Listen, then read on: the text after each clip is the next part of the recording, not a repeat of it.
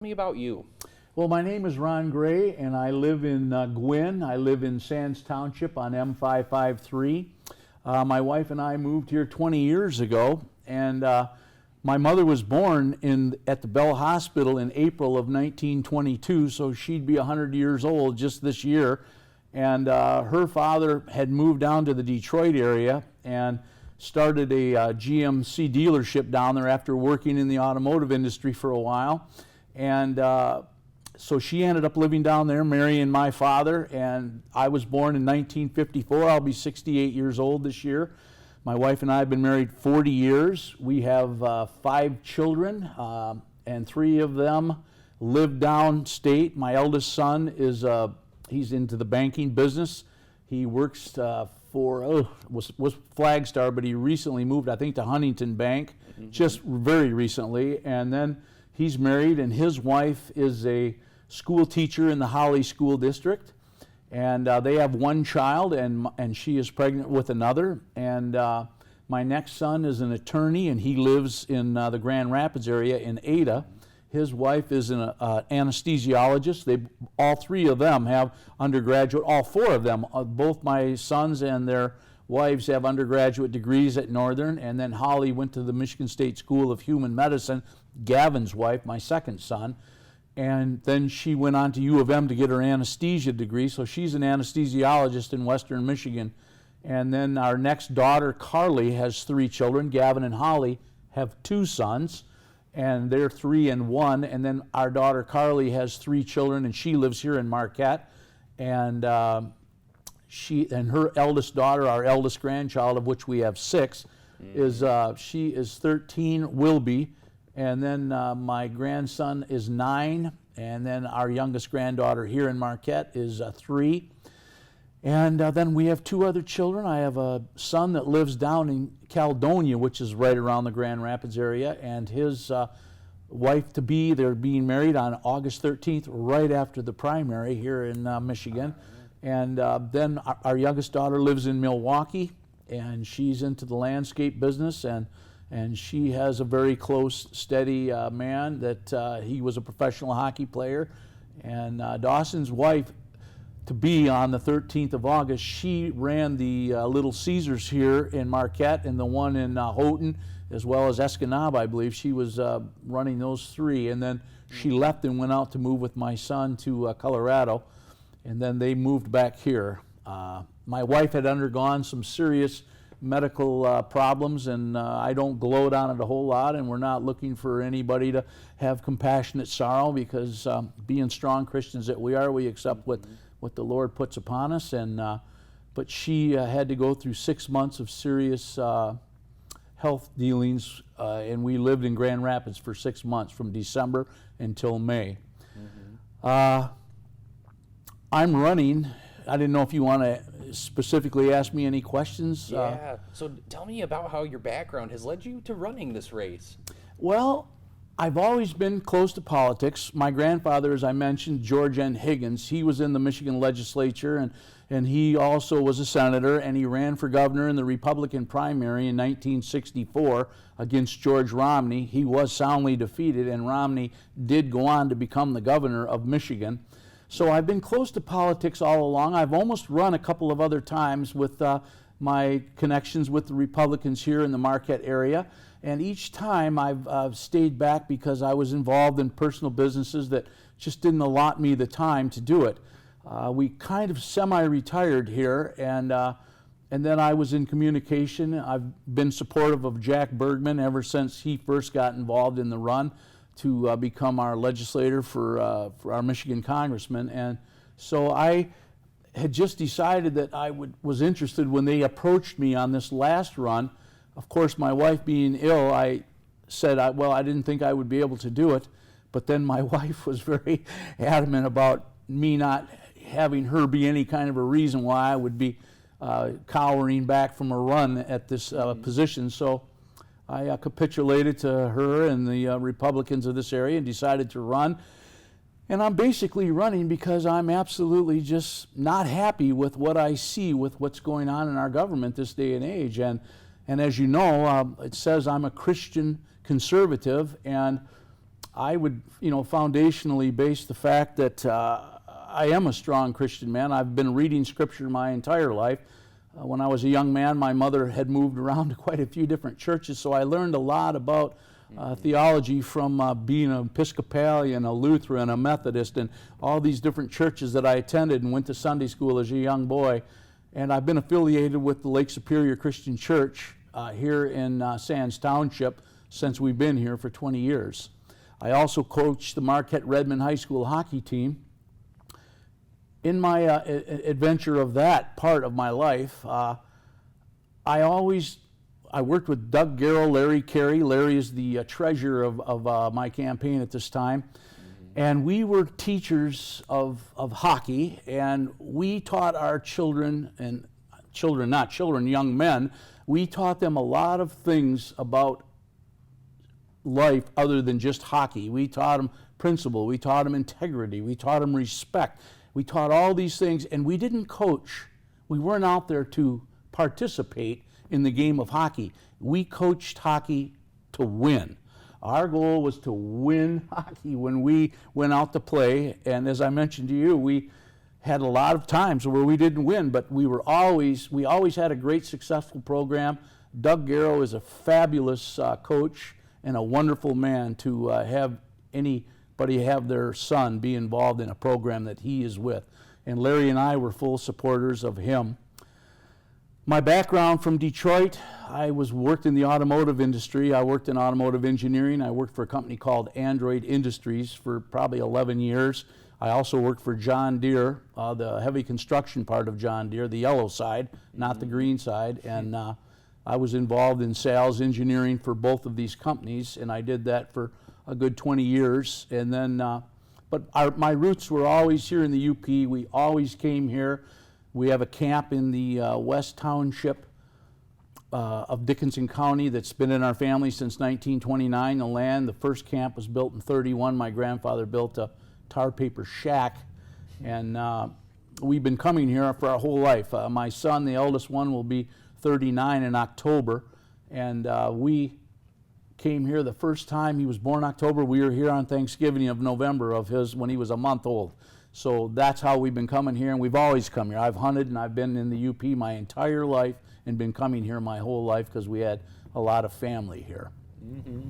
Yeah, strong UP ties for sure. Now on to another topic here. So following the last general election, there's a lot of talk about democracy being at risk through voting methods or the soundness of our elections. What are your thoughts on that in the past and moving forward? I am 100% of an advocate for voter ID in order to be able to vote. I have no opposition to being an absentee ballots, but I believe that even the absentee ballots have to be secured by people getting these ballots by using a driver's license, a legal government type of identification, things of this matter.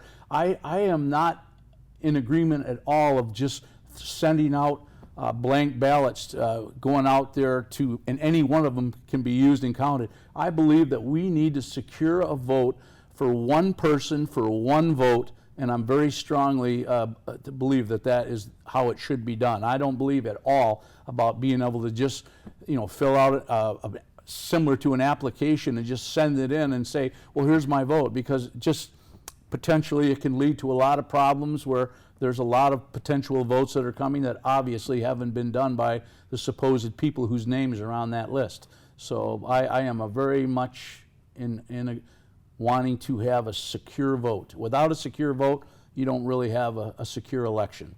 Mm-hmm. Yeah, thank you. Now, and with another topic here, so with the likelihood of abortion access being on the November ballot, what's your stance on that proposal? I am 100% a pro-life person. I believe that abortion is just flat out murder. And I believe that any I believe a woman is absolutely in charge of her own body, but I also understand that the minute that she conceives of a child, that she is no longer the only vessel of that body. There is another person that's at that body. I believe, as I told you, my foundational basis of Christian belief. I believe there's only one truth, and that truth is Jesus Christ. And I believe if Jesus Christ sat across from any woman that potentially was asking to be aborted, that Christ would tell him himself that it would be murder, and he would say it's not to be done.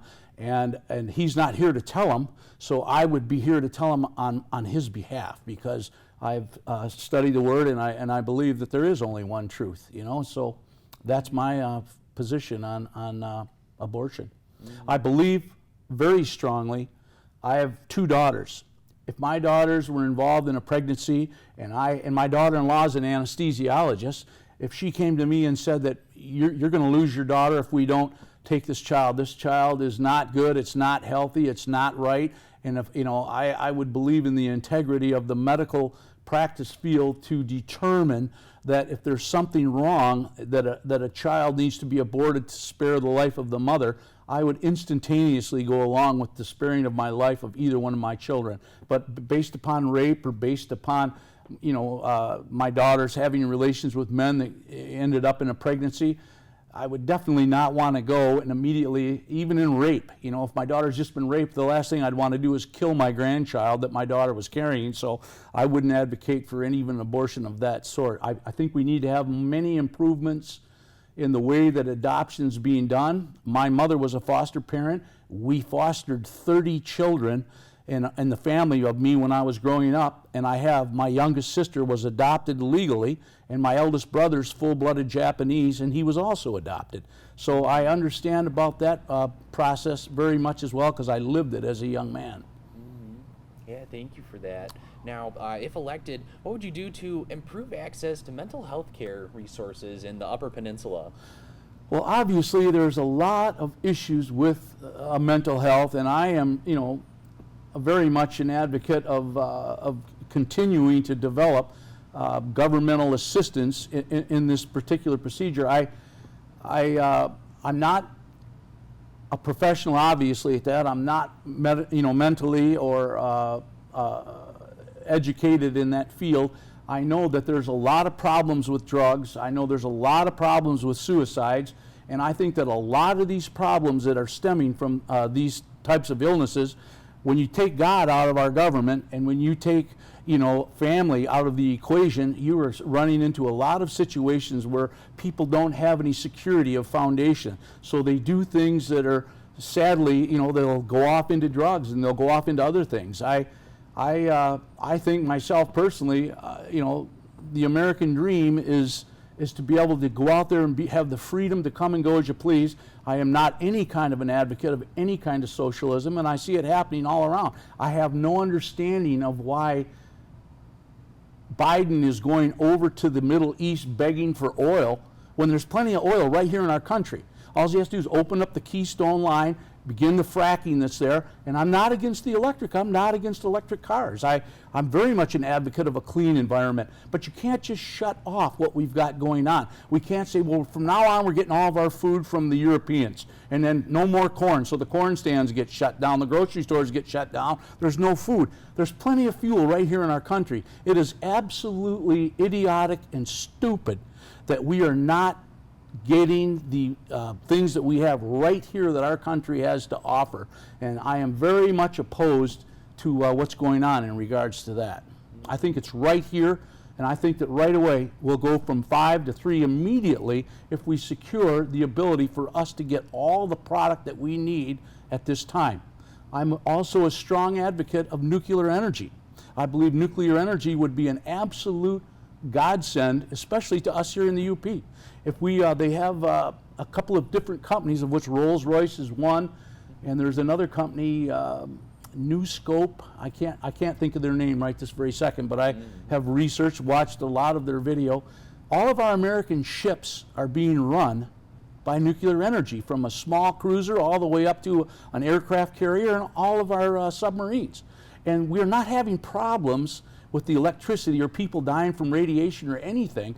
I have no understanding of why we wouldn't incorporate the cleanest footprint. So this is what I would call the new Green Deal from Ron Gray. I would be a strong advocate of nuclear energy and bringing it right here to the UP, and we would eliminate a problem, and what the nuclear plant gives off is potable water that you can drink. Even from the sea, it brings in salt water and puts out potable water, and that's what you've got. There's a few issues, obviously, that people say, well, what about the power, the rods that they use?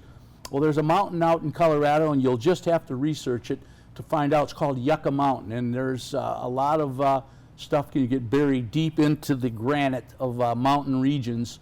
And then I've heard Rolls-Royce on a couple of videos that I've watched about them redoing some of the rods that they're using for fuel, and they can redo them and reuse them. I don't know how far along that development has come, but I just am a very strong advocate of nuclear energy, and I think it would be wonderful. I'd love to be the state of Michigan, be a leader of securing that. And the environmentalists will go absolutely crazy to hear it, but they don't really have a good answer. And a lot of them, I believe, are swinging over onto the side of that, especially when you see what's going on with Germany, and France is very nuclear powered. And but you know, I just think it's something that we really need to explore, and not just explore, but implement into our renewable source of energy.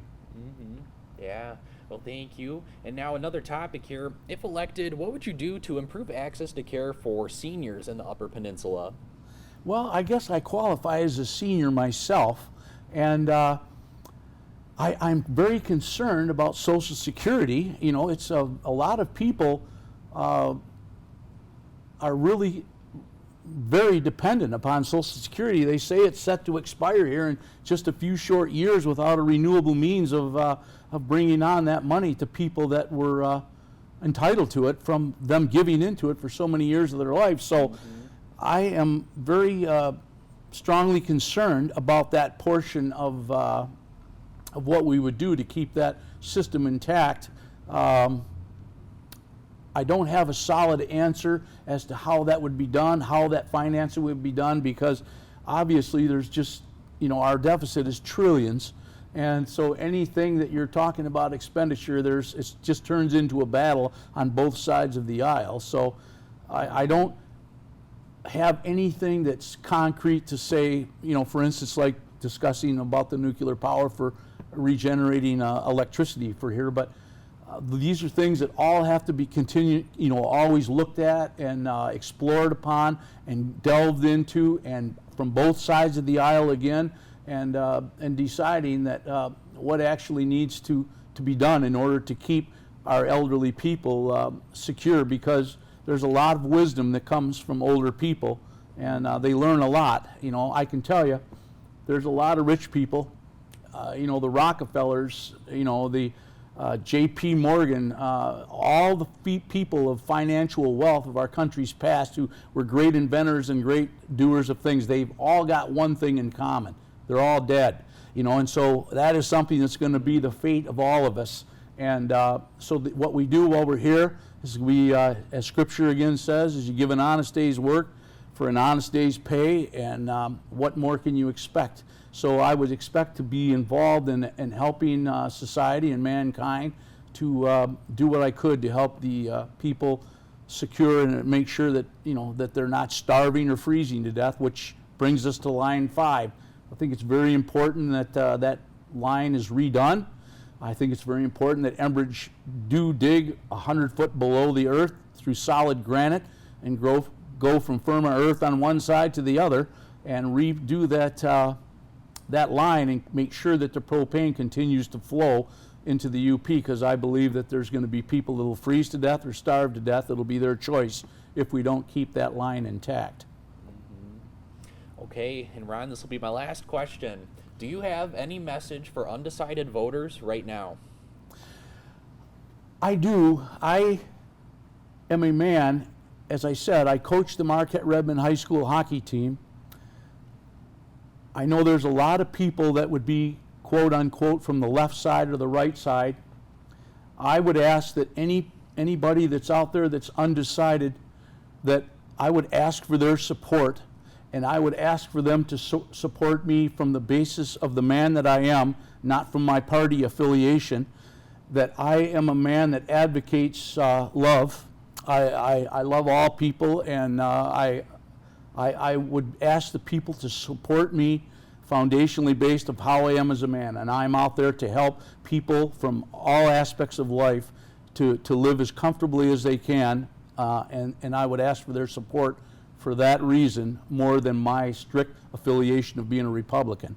So I am a Republican probably just because of my foundational beliefs, and but I also have some of the greatest friends that are also Democrats. As I had mentioned, I play music, so I'm in that world. My background of education is the Academy of Dramatic Arts at Oakland University, so I've been involved with a lot of people from that side of the aisle, and I'm dear, dear friends with many of them, and I love them dearly, and they could count on me to protect them for their life as I could count on them. And I ask that you support me from the foundational basis of that, the man who I am, not the party that I affiliate with. Well, thank you, Ron, so much for stopping by today. I think people appreciate going over your responses, and again, yeah, thank you for stopping by. I'm glad you made it out of the traffic.